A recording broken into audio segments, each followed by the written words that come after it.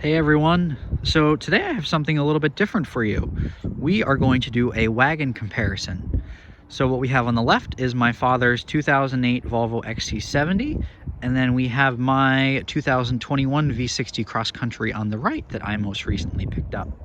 So being that these are both wagons, but from different generations of Volvo platforms, I think it was worthwhile to compare the pluses and minuses of both cars, as they do cater to a similar customer base. So what I want to do is I want to focus on a couple of key areas for these cars. I want to first start with cargo space, and then I want to talk about drivability as well as comfort.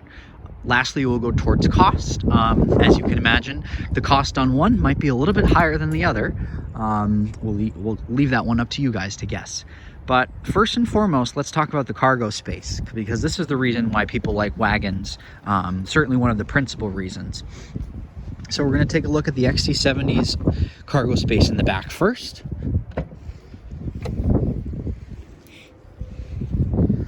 So you have a very, very square, basically, back of this car. I mean, if we take a look, for example, it's a box in the back. So as a result, you have a huge amount of cargo space here, larger than a lot of SUVs. This has about 72 cubic feet of cargo space with the rear seats folded down, and these rear seats do fold 40-20-40. Really, really useful if you are trying to carry more things, but you're also trying to carry passengers at the same time. You do have this privacy cover in the back if you're trying to conceal anything in the back too. Very nice if you don't want people seeing that. This specific one does not have a power tailgate, but you can get a power tailgate in other XC70s. Close this. Coming to the back of my V60 Cross Country. This vehicle is slightly smaller than the XC70. It's about 3 inches shorter in length and 3 inches shorter in width. As a result, cargo space back here is a little bit smaller. You have about 51 cubic feet of cargo space back here, but it's still very usable. Definitely can fit a small piece of furniture back here with the seats folded down, perhaps a chair. And these seats, while they do not fold 40-20-40, they fold 60-40, and you do have a ski pass through as well that is able to help you accommodate longer items and not have to fold down all of the seats. All V60 Cross Countries do have a power tailgate standard, so I can tap this to close it, or I can also tap this. This will close it and lock it as well. So we will close that. So the XC70 has cargo space. That's definitely a plus on this side. So what we'll go to next is let's talk about drivability. So going into the V60 Cross Country, this does have the more modern powertrain. So let's start it up. So what you're hearing, or perhaps not hearing, other than the seatbelt dinger, is Volvo's 2-liter 4-cylinder turbo. In its base form, it does make 250 horsepower and 258 pound-feet of torque. My car happens to have the Polestar tune, so this does give you about 8 more horsepower and gives you up to 295 pound-feet of torque. So let's take a look under the hood. As with most modern Spa Volvos, there isn't much to see here, as it's all covered up in plastic.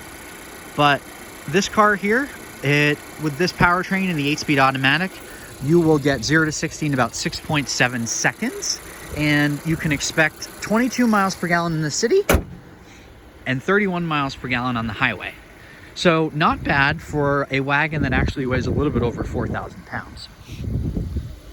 Hopping into the XC70.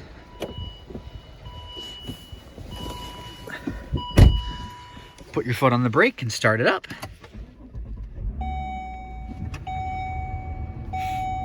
So what we're hearing in the XC70 is Volvo's 3.2-liter inline-6. It is a naturally aspirated motor. It has 235 horsepower and 235 pound-feet of torque. Let's take a look under the hood.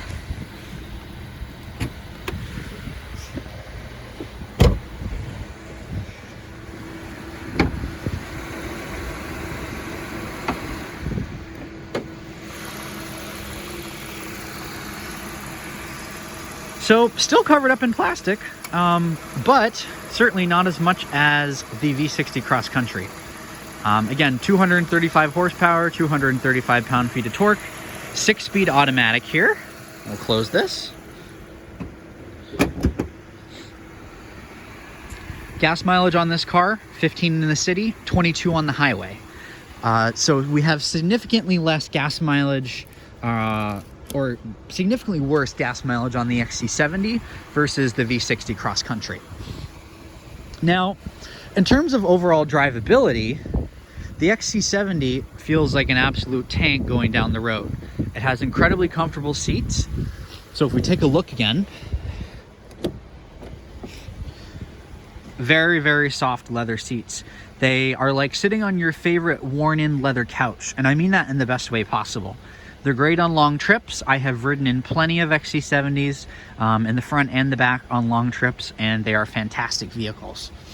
That being said, they are by no means a sports car. They are heavy and they feel heavy. You don't want to throw this into a corner. It is definitely not going to respond well. It does roll quite a bit. And with this naturally aspirated 6-cylinder in such a large car, it is by no means sprightly, but it's fine for 90% of people. Coming over to the V60 Cross Country, we also have, like I said before, the 2-liter turbo. This definitely feels like a much quicker car, and it is. It's about 2 seconds faster, 0 to 60, and you definitely notice it around town. This can boogie on the highway as well, which the XC70 really cannot. In terms of the seats in this one, this does have the upgraded Napa leather seats. They do come with ventilation, and mine has the optional massaging feature. You do have this thigh extension that is movable as well, so that's really handy on long trips. I just did a 4-hour trip from New Jersey in this car and was really pleased. Also feels much lighter on its feet. Not that you'd call this a sports car, but it certainly does handle corners very well. Drives very similar to my previous S60, which, while it's not a BMW 3 Series, is a very, very competent and well-handling sports sedan. So in terms of drivability, I'm going to give this one to the V60 Cross Country. It definitely feels lighter on its feet. It is more comfortable. Well, I would say more comfortable. It is an easier to drive car, whereas the XC70 is quite larger. Comfort really depends on your opinion on both of these cars.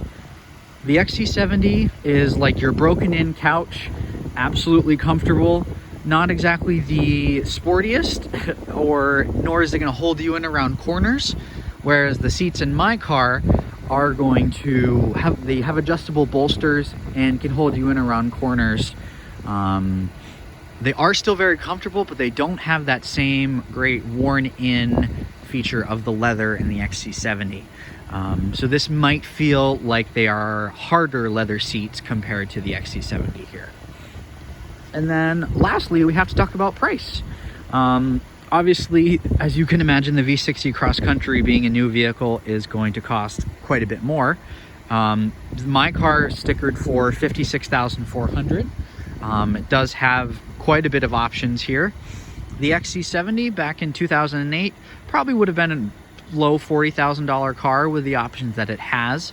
My dad purchased it about 3 years ago for $9,500. So you have a better, certainly significantly less expensive car in the XC70, and you can pick up a 4 to 5 year old example of the XC70 for about $25,000. They are holding their value quite well. And in the later years, you could get newer updated technology features such as adaptive cruise control, Bluetooth, navigation, heated steering wheel, blind spot warning. They were available also in the earlier versions of this car too. So at the end of the day, I mean, it's really down to personal preference. They're both Volvo wagons. They will both carry people comfortably and safely wherever you go. The XC70 is a little bit more classic on that interpretation of the more boxy design. The V60 Cross Country is a little bit more svelte, but you do lose a little bit of the cargo space. However, it certainly is modern and stays with the times, whereas the XC70 does look a little bit more dated, a little stodgier, but that has its own appeal at the end of the day. So thank you guys for watching. I hope that you appreciated this quick comparison of the two cars. Let me know in the comments which one you would prefer, and any other questions you guys have. Happy to answer them. Thanks for watching.